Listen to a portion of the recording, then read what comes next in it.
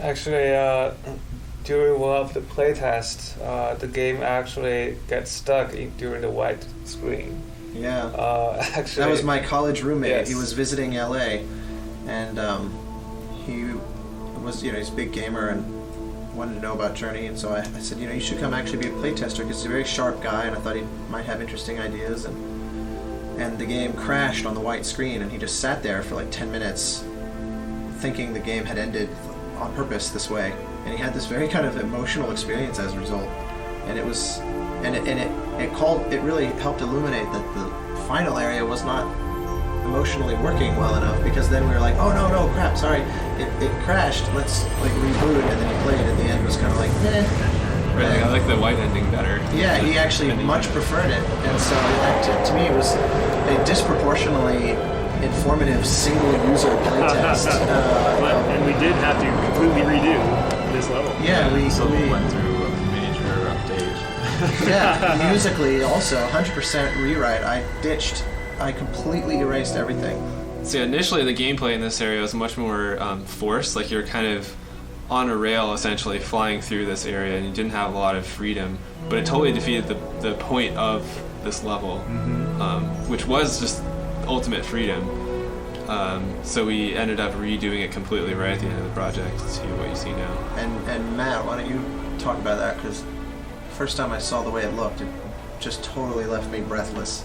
Yeah, this is really that blue color that I was talking about before. I really wanted to make that this cool, crisp, clear thing, because one element of the visual design that we talked about in this game was that kind of a sense of clarity is synonymous with the player's ability and power to control the space and navigate the world. So this is definitely the furthest you can see in the whole game, and I think that it's also the largest level by far, and you move very quickly. I think that yeah, we actually had to retune the character controls for just for this level to make it feel good. But the idea of this complete sense of freedom really required that. This is one of my most favorite moments in the whole game, of going through a waterfall into some kind of underwater. How does that even work? Yeah, to me, that's pure you magic. Swim right through there. clouds or something like that. I love that. So the gameplay in this level is just a reflection of all the gameplay throughout the game. So this is kind of reliving your memories of everything you've gone through up to this point, but just on a much more grand scale. Absolutely. And through the filter of everything being kind of beautiful. And this was musically a huge challenge to get right, because the first versions I wrote, the music was always very slow. It was almost like the theme that you hear in the Cross Media Bar. Like it was very, but even slower and more kind of serene and just sort of reflective, because I wanted it to feel like this very kind of heavenly sort of place. And then that was like, no, this needs energy. This needs to be like a big grand, Genova had talked a lot about, like, this should feel like a big final push and a really sort of uplifting. So then when I did a 180 on the original approach, and the music became like really fast and aggressive, and it was like this action chase, and totally didn't work either. And I finally got frustrated and just started writing music, and somehow this thing came out. Yeah, and when Austin gave us the music, it feels right, and then compared to the music, the game felt so limited and so slow. And so we actually redid the gameplay to make the player go like 3 times faster. Also, you have full control through the entire level. It's interesting because when it comes to games, it's a mixture of all the medium, and for this level, it's such a climax. You want to have everything to work together to provide the highest possible impact to the player's emotion. And so through the visual and audio, it's very obvious. But when it comes to game design, we always thought that the high moment should be the freedom and the traversal speed. The climax in this game is certainly the final area, but also the surfing through the Sunken City and climbing the temple. And in those levels, you move a lot faster than these other levels, which is in the low moment. It's actually a challenge to transition from the fast pace of the level to this area where you actually have this contemplative, slower pace. One of the most beautiful things I've seen repeatedly from people playing the game since it came out was people who stand there waiting on the edge for their friend, and some people who wait for really long, like 10, 15, 20 minutes, or so they say, but I believe it, and tell their buddy that they know they were with somewhere earlier down below shows up, and then they make this walk together. And so some people have reflected on that by writing things on blogs and whatever, and it's just been so emotional to read their individual stories. And this also, I want to say that music here, this solo cello, that was the strangest, I think, way in which we arrived at a musical choice, because I wrote a piece called Woven Variations, which I conducted in concert like almost a year before we were finished. And originally this was a huge, grand, epic music cue of like ultra like transcendence, and it didn't quite feel right. But I or no one else, I think, had come up with what the sort of better version would be. And then, but intuitively, I ended that concert piece that way, with the cello being the last thing that was left. And Genova called after the concert and was like, I think we should make the game more like that piece, which was so weird to me, to write a piece inspired by the game that stands apart from it, that ended up going back and informing choices on the thing that it was supposed to be a derivative product of. I think that's a common theme in our collaboration on this game, through the semi-level, even some of the early music. I think that might be the key for making games with, like interactive things that we don't really know much about. Maybe for cinema, it's more kind of defined, and then Right. Yeah, you can actually get it right the first time. But I think one thing that's interesting to mention about that final sequence of the game, is that it originally started as this very cinematic cutscene where the player kind of control is taken away and we show them a sequence. But in the end, we came to a design where the player really has control through the whole thing, has the ability to turn around if they want to until the very last moment. And I think that choice to put control in the player's hands at the very last moment really makes it more powerful for the player. Yeah, they're choosing to do this, which is it's a small distinction, but with huge ramifications. I saw someone comment Thanks on for YouTube. playing Journey, man. You're welcome.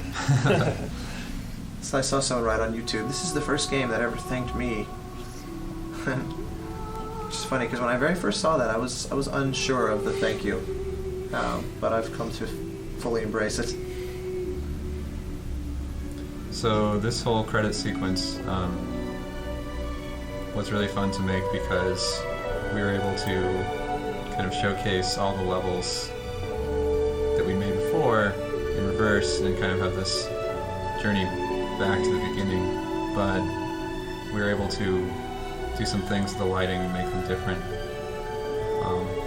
especially in some of the later shots.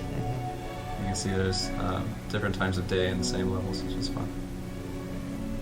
Yeah, I really like the music piece that Austin created here for this level. I think it really is an appropriate ending to the journey.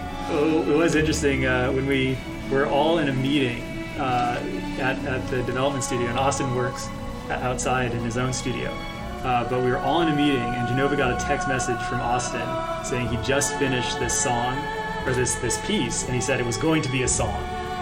And there was this kind of like moment of internally, like, is this going to work out? Is this a good idea? To go downhill. What kind of song? Who are we getting? But yeah. The song with lyrics, I think, it was like lyrics. Right, yeah, there's going to be words. Right, yeah, I did an initial recording to show what it would sound like vocally, but I hadn't finalized what the lyrics were going to be, and so I did just a version of just kind of a girl singing on a vowel. Really different singer than the final one, but equally brilliant. A singer named Ayana Habib. And yeah, that was one of those. I remember Robin especially making her skepticism very clear to me. I think just to emotionally prepare me for okay, we need you to go maybe just do a variation on the Journey theme as an instrumental piece or something. And so I was it's funny, I felt very safe working with this team to the point that I felt like it was, I loved the collaborative process where I could write something and then I could get feedback, and almost always I'd be like, oh yeah, no, you're right, I totally agree, let me go retool that. So I never felt nervous sending things over because I never felt like emotionally vulnerable because I actually really wanted the feedback. This piece of music being the one exception where I was so scared and I was like, oh god, if they don't like it, I'm gonna go jump into traffic because Wait, so Aussie, originally you told me this is going to be a choir performance from a high school That was going to be in the Summit. That was going to be... I see. Yeah, I thought it would be nice to add choir for the finale of the thing. But it ended up, every time I kind of played with it, it just felt too... like we were patting ourselves on the back of our grandeur, and it was like, it's not about that, and so I took that out, but yeah. I think that once we actually heard the first iteration, we were all sold on it. Yeah, absolutely. Instantly. It was Just like, it just really fits. It was the last thing I wrote too, partly because I knew that there was skepticism over just the idea, and I wanted to make sure that I felt really confident in all the rest of the score. So pretty much every piece of music in the game was in its finished state before I even really wrote any of the end credits, which is unusual because everything otherwise was in a continuous state of revision in parallel.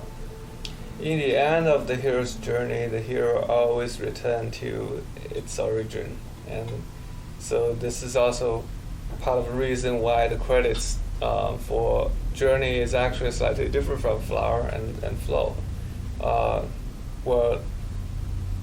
Let's see who we've met. Yeah, that's the first guy we met. Then the fifth guy. I don't recall seeing this last guy though. It was only 3. I thought it was like 5. So this sequence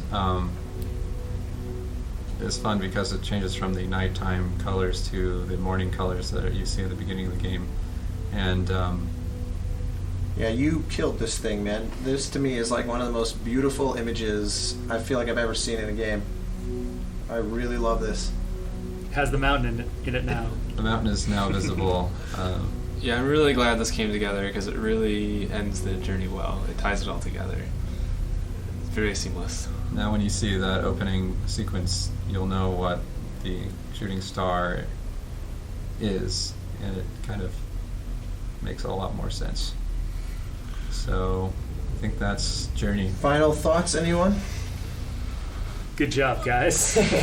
Well, Thanks for watching. Thank you for listening to us. For the players who are actually, patient enough to sit through this an hour and a half rumble from us, we really appreciate the fact you played Journey. That's the biggest reward we can get from making this game. Many people in the past 3 years have put in a lot of blood and sweat into the project.